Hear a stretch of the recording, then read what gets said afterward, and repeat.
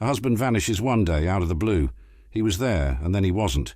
The entire town grieves. His wife, left behind, is shattered. Her friends rally around her, her community offers support, and her children mourn the loss of a father. But here's where things take a twisted turn. Years later, he suddenly reappears, with a story so strange it leaves everyone gasping. What could lead a man to disappear like that? Why would a wife go along with it? And most importantly, how did they keep such a massive secret for so long? Get ready to hear the wild, jaw-dropping story of John and Anne Darwin, a story full of mystery, deceit, and betrayal. March 21, 2002, started like any other day. John Darwin was an ex-prison officer, a man who liked his routines. That morning he took his canoe out to the sea from the coast of Seaton Carew, England.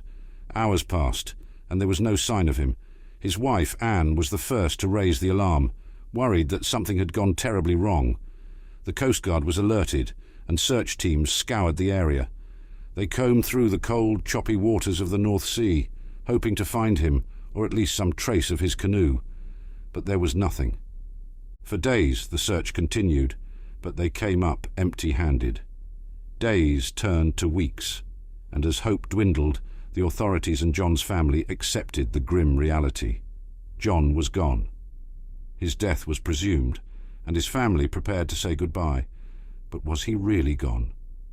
Or was something else entirely going on? Anne Darwin appeared heartbroken. She walked around town with a hollow look in her eyes, her head bowed. She accepted condolences from neighbors and friends, grateful for their support during what seemed like the darkest period of her life. To the outside world, she was a grieving widow, a woman who had just lost her husband in a tragic accident. She spoke to the press, shared memories of John, and expressed how difficult it was to carry on without him. The whole community felt for her, offering support and comfort whenever she needed it. But behind her sorrowful demeanor, was she truly mourning? Or was there something she wasn't telling anyone? Anne's grief seemed genuine, but as we know now, her expressions of loss were hiding a shocking reality. Before John's disappearance, the Darwins weren't exactly the picture of financial stability. They had a few properties, yes, but with property ownership came debt that was quickly piling up. John and Anne had taken out loans they couldn't repay, sunk money into investments that weren't paying off, and they were getting desperate. They faced mounting pressure, bills they couldn't keep up with, and a possible threat of bankruptcy. They needed a solution, and fast, but instead of tightening their belts or selling off assets, they came up with a wild idea. What if John simply disappeared? What kind of mind comes up with such an idea? Was it out of desperation or greed? And was Anne a willing participant, or was she coerced? Either way, they both went along with it, preparing to set the plan into motion. With John gone, Anne had new options at her disposal, specifically life insurance. Soon after he was declared dead, she filed the paperwork. She claimed the money, amounting to hundreds of thousands, meant to support her as she moved forward without her husband. She collected on various policies, securing enough funds to clear their debts and build herself a life free from financial burdens. To everyone around her, she was just a widow, trying to get by. But inside, was she feeling the weight of her choices? Or was she content, watching their bank accounts swell, thinking that they had finally beaten the system? Here's where things take a bizarre twist, because while Anne was playing the role of the widow, John wasn't dead. In fact, he was right next door. That's right, he'd returned shortly after his disappearance and was hiding out in a small hidden room in one of their own properties, just steps away from their main house.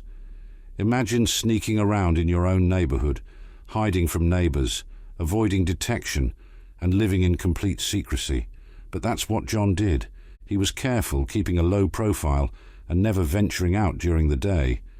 They'd planned it meticulously, crafting a life where he could exist in the shadows. But why take such a risk? And how could Anne bear to live a lie that could unravel at any moment? Living in hiding sounds thrilling in theory, but in reality it was anything but.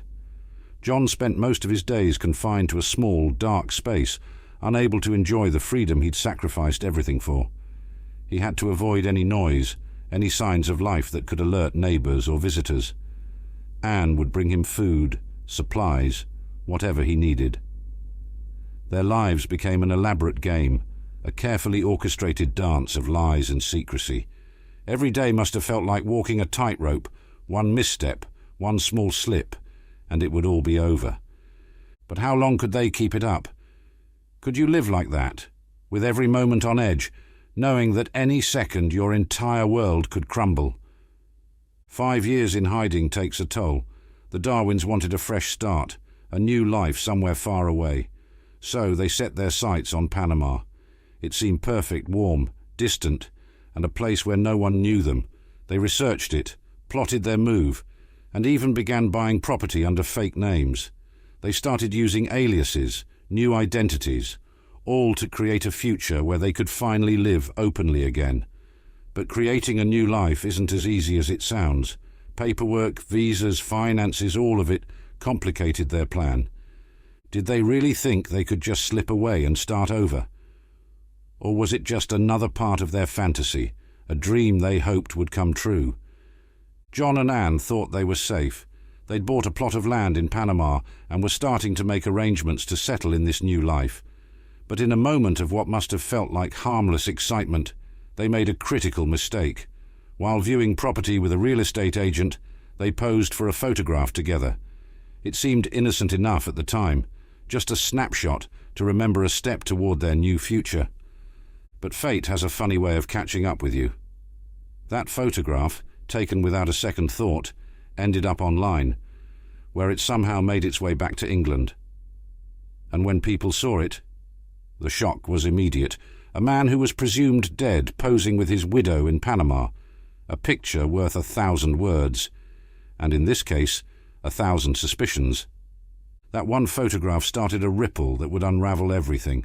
They'd hidden for years, thought they'd planned every detail, but a single moment of carelessness was about to destroy it all. Can you imagine realizing that your entire scheme, years of hiding, years of secrecy, was about to be exposed by a simple snapshot? When the photograph surfaced, John realized the walls were closing in. Perhaps he sensed that his days as a missing person were numbered. So, in December 2007, John made a bold move. He walked into a police station in London, claiming to be a man who'd lost his memory. He didn't remember where he'd been, didn't know how he got there. He just knew he was John Darwin. The police were stunned. Here was a man they believed dead for years, suddenly standing in front of them with a story of amnesia. But John's tale was flimsy, and it didn't take long for the inconsistencies to pile up. Amnesia after 5 years? It didn't make sense. Authorities were suspicious from the start, and the media was already on the story, waiting to see how this mystery man could explain his absence. Why reappear after all these years? Why not continue hiding? Was it guilt, fear of getting caught, or something else entirely? Whatever his reasons, John's return raised more questions than answers, and while he was busy spinning his story, Anne was about to face a very different reckoning. Anne Darwin's world was about to come crashing down. When John reappeared, she couldn't keep up the act any longer. She faced questioning, a grilling from authorities who had more than a few suspicions about her involvement. Initially, she stuck to her story, denying any knowledge of John's whereabouts during his absence. She claimed she was just as surprised as everyone else. But pressure has a way of breaking down even the most carefully constructed lies. As the questioning continued, the cracks in her story began to show. Anne was faced with the choice of continuing to lie or coming clean. The weight of her secrets, the years of living a double life, had taken their toll. She was exhausted from the act, weary from the lies. Bit by bit, she started to confess, revealing the elaborate scheme they had plotted together. Imagine the pressure, the sheer weight of years of deceit finally catching up. Could you lie to everyone around you year after year, keeping a secret so big? Anne couldn't anymore. The game was over, and the truth was spilling out. For Mark and Anthony Darwin, John's reappearance wasn't just shocking, it was devastating. They'd mourned him, grieved him, come to terms with a world where their father was gone. They had supported their mother through the toughest years, thinking they were helping her cope with the unbearable loss. But now, the truth hit them like a tidal wave. Their father was alive. And not just that both parents had lied to them, used their grief as a cover for a criminal scheme. The betrayal was almost too much to bear. Mark and Anthony had trusted their parents, never doubting the story they'd been told. But now, they were faced with the harsh reality. Their parents had manipulated them, played on their emotions, and shattered their sense of family and trust. How do you recover from that? How do you reconcile with parents who faked a death and let you mourn for years? It was a wound that would never fully heal. For Mark and Anthony, the lie was a betrayal that went deeper than they could have imagined. With John back in the picture and Anne confessing to her role, the police had plenty to work with. They launched a full investigation, digging into every aspect of the Darwins' lives. They traced financial records, reviewed travel histories, scrutinized witness statements, and pieced together a timeline of events. The evidence they uncovered was astonishing proof of a meticulously planned scheme, a fraud that had duped friends, family, and insurance companies alike. The investigators found that the couple had transferred money to Panama, had established accounts under fake names, and had bought properties under false pretenses. It was a web of deception, a complex, multi-layered plot that left no doubt about their intentions. The police uncovered not just evidence of John's survival, but proof of years of planning, lies, and betrayal. The Darwins had thought they'd outsmarted everyone, but as each piece of evidence was revealed, it became clear they hadn't just crossed a line, they'd obliterated it. The investigation soon led to the inevitable. John and Anne were both arrested. The public watched in shock as the couple was taken into custody, the carefully constructed lie they'd lived for so long now exposed to the world. Reporters crowded outside the police station, snapping photos, capturing every moment as the truth finally came to light. The Darwins were no longer a grieving family. They were criminals, facing a tidal wave of charges for fraud and deception. The couple had gone from secret schemers to national sensations overnight. Friends and neighbours who had once pitied Anne now looked at her with suspicion and disbelief. How could they have been fooled so easily? How could these two have maintained such an elaborate lie for so long? For John and Anne, the dream was over. The life they'd envisioned in Panama, the escape they'd planned, it was all gone, and now they had to face the consequences of their choices. Their trial was nothing short of a spectacle. The courtroom was packed, the media was relentless, and every detail of their twisted plan was laid bare. The prosecution presented evidence of the insurance fraud, the fake identities, the property deals in Panama, and of course that infamous photograph. Witnesses testified about the Darwins' behavior over the years, including friends who'd comforted Anne in her grief, and relatives who'd been devastated by John's supposed death. Mark and Anthony spoke out as well, sharing the pain of being deceived by their own parents. The betrayal ran deep, and their testimonies underscored just how far-reaching the damage was. The jury listened, watching as the Darwins sat in silence, their secrets now exposed for all to see. The verdict was clear. John and Anne were found guilty, their story of deceit brought to a brutal end in the courtroom. Justice had been served, and the Darwins were about to pay for the lives they'd destroyed. The moment the verdict was read, the courtroom was silent. Guilty. Both John and Anne Darwin stood convicted of fraud and deception, their long web of lies finally untangled in the eyes of the law. The judge had harsh words for them, condemning not only their audacious plot, but also the way they'd manipulated those closest to them. The judge called out their breathtaking greed and complete disregard for their family and friends, people they'd used as unwitting pawns in their game. The Darwins were sentenced to prison, each given several years behind bars. For John, who had once lived as a prison officer, this was a bitter irony. Now he was on the other side, locked away in a cell, stripped of freedom. For Anne, who'd spent years lying to her own children, the sentence was a sobering reminder of the cost of her choices. Did they finally feel remorse, or were they simply shocked that they'd been caught? Whatever they felt, it was too late. The game was over, and now they had to face the consequences. Life behind bars was nothing like the freedom they'd once dreamed of. John Darwin, the man who had once roamed the seas, was now confined to a small grey prison cell. The thrill of escape was gone, replaced by the harsh reality of prison life. Days stretched into weeks, weeks into months, and each day brought the monotony of confinement. The freedom he'd longed for was now a distant memory, replaced by walls and locked doors. For Anne, prison life was perhaps even harder. She had been a mother, a wife, someone who'd once lived a relatively quiet life. Now she was surrounded by strangers, each with their own story, their own crimes. Gone were the familiar faces of her friends, her family, the life she'd known. She struggled to adjust, weighed down by regret and isolation. Was it worth it? As they served their sentences, they had plenty of time to reflect on the choices that had led them there. Anne had reached her breaking point. After years of living a double life, after facing the cold truth of what they'd done, she decided she couldn't continue as John's wife.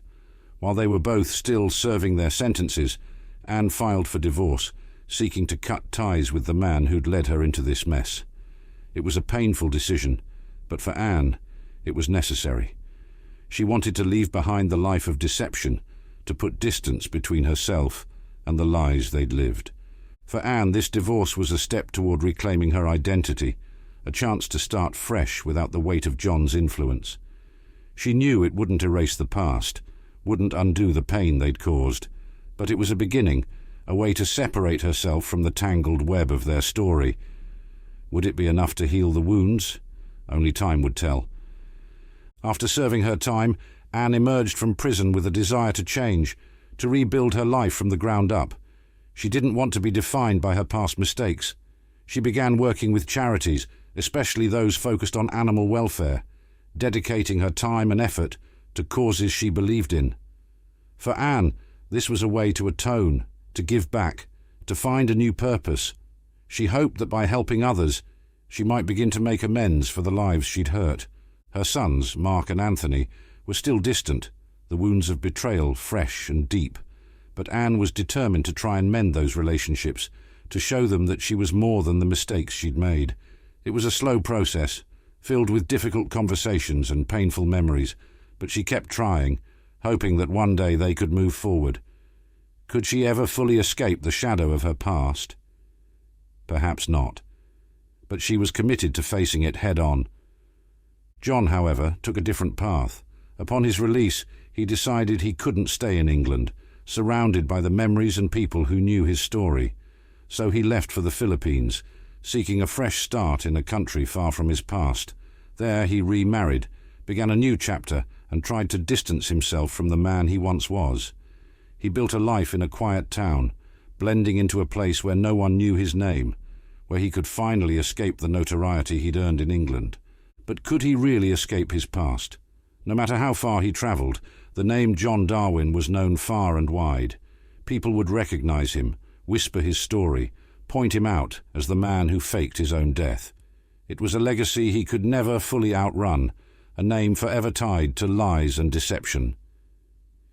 Did he find peace in the Philippines, or did his past haunt him, a constant reminder of the life he'd left behind? The media couldn't get enough of the Darwin story.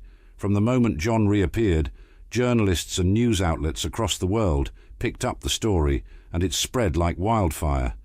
Newspapers ran headline after headline, each more shocking than the last. TV networks covered every twist and turn, dissecting the Darwins' motives, their actions, their betrayal.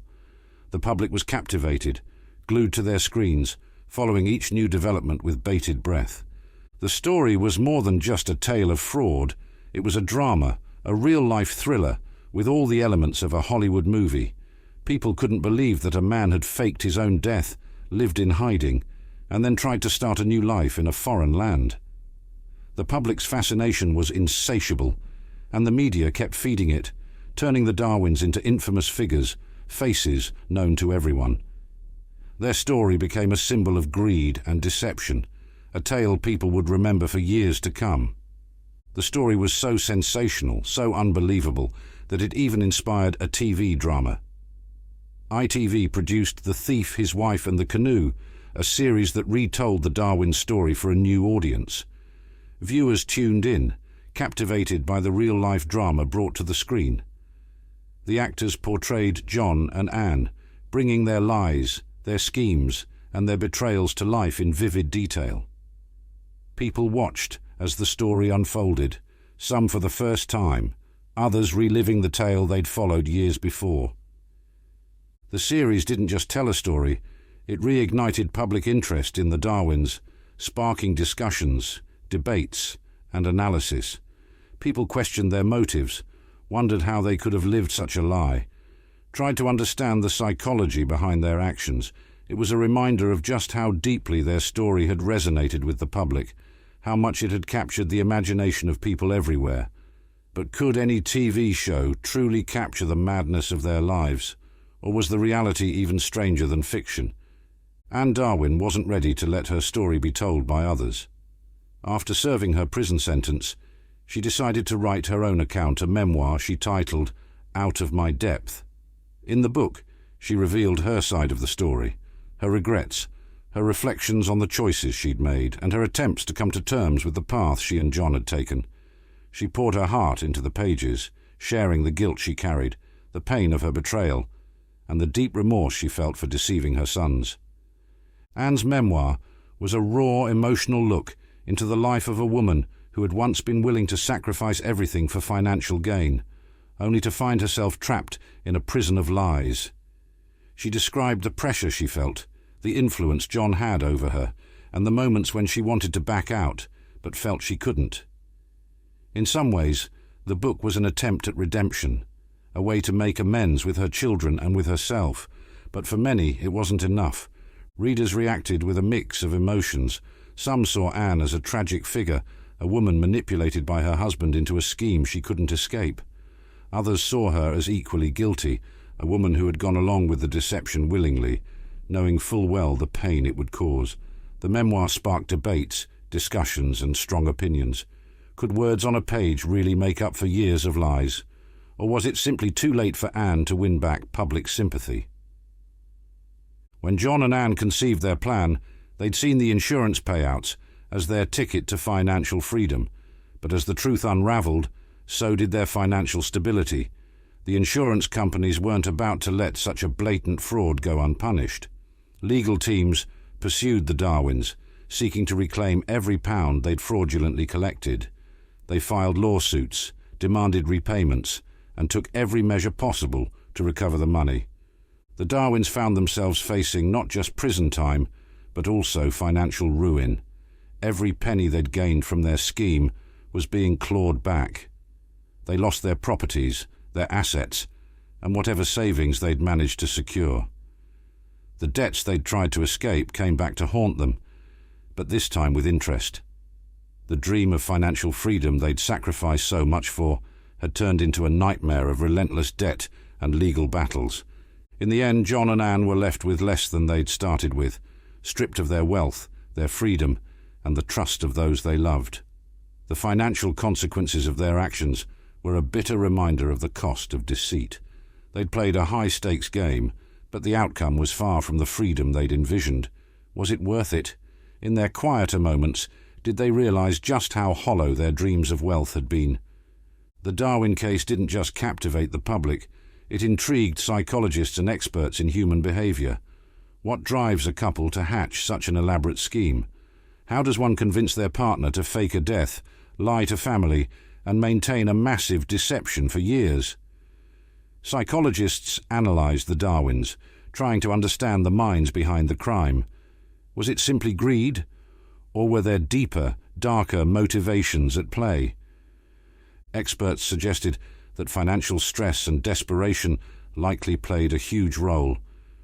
The Darwins were trapped in a cycle of debt, with bills piling up and no way out. For some, this pressure can lead to extreme measures, pushing them to make decisions they'd never consider under normal circumstances. But others pointed to the thrill of the deception, the rush of outsmarting the system, as potential motivators. Could John have been driven by a sense of invincibility, a belief that he could beat the odds and live life on his own terms. Anne's role was also examined. Some saw her as a victim, pressured by John into going along with his plan. Others saw her as a willing accomplice, equally culpable in the deception. The Darwin story became a case study in manipulation, greed, and the psychological toll of living a lie. For those studying human behavior, the case offered valuable insights into the extremes people will go to when faced with financial ruin and a craving for freedom. The public's reaction to the Darwin story was as complex as the story itself. When the truth first came out, people were shocked, horrified, and, in some cases, strangely fascinated. Here was a man who had faked his own death, a woman who deceived her own children, and a scheme that had duped everyone around them. The outrage was intense. People felt betrayed not just by the Darwins, but by the idea that someone could lie so completely, for so long, and with such cold precision. But over time, the public reaction became more nuanced. Some people started to sympathize with Anne, seeing her as a woman trapped by her husband's influence, forced into a life of lies against her will. Others viewed John as a charismatic figure, someone who dared to defy the system, even if his motives were wrong. Still, many felt anger toward both of them, unable to forgive the harm they'd caused their sons, their friends, and their community. Social media and news outlets became platforms for debates, discussions, and opinions. People questioned how the Darwins could have kept up the lie, how their children must have felt, and whether justice had truly been served. The Darwin case left a lasting impression on the public, a story that lingered in people's minds, reminding them of the dark potential of human deception. The Darwin case wasn't just a scandal, it had lasting legal implications. Insurance companies, governments, and law enforcement agencies took note. They examined the gaps in their systems that had allowed the Darwins to slip through the cracks, to pull off a fraud so audacious it seemed like something out of a novel. Insurance companies revised their policies, implementing stricter guidelines and protocols to prevent similar cases in the future. Fraud detection methods became more sophisticated, more attuned to the signs of deception. Law enforcement also made changes. Investigators learned valuable lessons about how to track financial transactions, monitor suspicious behavior, and spot potential frauds before they could spiral out of control. The Darwins had exposed weaknesses in the system, and authorities were determined to close those gaps. Their case became a precedent, a cautionary tale that shaped policies and procedures for years to come. For anyone tempted to attempt a similar scheme, the Darwin case was a reminder that the system had evolved. The loopholes they'd exploited had been tightened, the methods they'd used now closely monitored. John and Anne had paid the price, and in doing so they'd paved the way for a more vigilant, less forgiving system. Believe it or not, the Darwins weren't the first or the last to attempt a scheme like this. Cases of faked deaths for financial gain have cropped up before, each one with its own twists and turns. In some instances, people have staged car accidents, disappeared in the wilderness, or even feigned drownings, all in the hopes of escaping financial troubles or collecting insurance payouts. The Darwin case, however, stands out as one of the most infamous, both for its complexity and its audacity. Other similar cases emerged over the years, each adding to the growing collection of pseudo-side stories the term for faking one's own death. Some succeeded, disappearing without a trace and leaving no trail behind. Others, like the Darwins, were eventually caught, their schemes brought to light through small mistakes, slips in their cover stories, or relentless investigation. The Darwin case remains unique, though, for the level of planning, the involvement of a spouse, and the incredible lengths they went to maintain the lie. Their story has inspired numerous comparisons, but it stands alone as a tale of greed, betrayal, and the sheer audacity of one couple's attempt to cheat the system. It's a case that people remember, a story that captures the imagination and serves as a reminder of just how far some are willing to go. What can we learn from the Darwin story? It's a tale that teaches hard lessons about greed, desperation, and the dangers of deception. For John and Anne, the pursuit of financial freedom became an all-consuming goal, one that led them down a path of lies, betrayal, and eventual ruin. Their story reminds us that shortcuts to wealth often come with hidden costs, and that deception, no matter how carefully planned, has a way of catching up with us. The Darwin case also highlights the impact of lies on family and loved ones. Mark and Anthony, their sons, were left with scars that no amount of money or time could heal. They were forced to reconcile the image of their parents with the reality of what they'd done, to live with the knowledge that they'd been used as part of a twisted scheme. The pain of betrayal can linger long after the truth is revealed, and for those closest to the Darwins, the damage was profound. Finally, the case serves as a cautionary tale for society at large. It's a reminder of the power of honesty, the importance of integrity, and the lasting consequences of our actions. The Darwins may have thought they could escape, but in the end their lies caught up with them. Their story is a stark warning about the dangers of greed and the importance of facing our problems head-on, rather than running from them. For Mark and Anthony Darwin, the fallout from their parents' scheme was profound. In the public eye, John and Anne's actions were seen as shocking, audacious, even bizarre. But for their sons, it was personal. They had mourned a father they thought was gone forever. They had cried, grieved, and struggled to cope with a loss that, as it turned out, wasn't real. The betrayal they felt ran deep, leaving wounds that no amount of time or apologies could ever fully heal. When the truth came out, Mark and Anthony were thrust into a media whirlwind, with journalists eager to capture their reactions, their heartbreak. But how do you put into words the pain of discovering that your parents, the people you trust most, have lied to you in such a monumental way? Both sons expressed anger, confusion, and an overwhelming sense of betrayal.